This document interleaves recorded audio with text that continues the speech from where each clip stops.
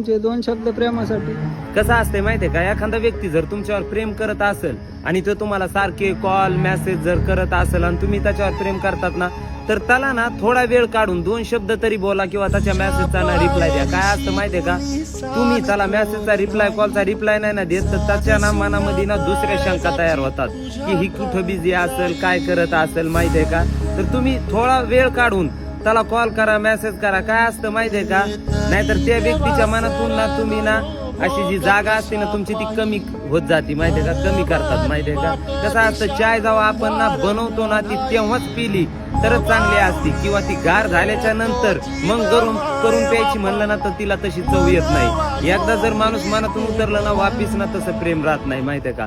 कारण जेव्हा त्याला तुमची गरज असते ना तेव्हा तुम्ही त्याला ना टाइम देत नाही. जेव्हा तुम्हाला गरज असते ना तेव्हा त्या व्यक्तीला वाटतं की आता नाही, जेव्हा मला गरज होती ना तेव्हा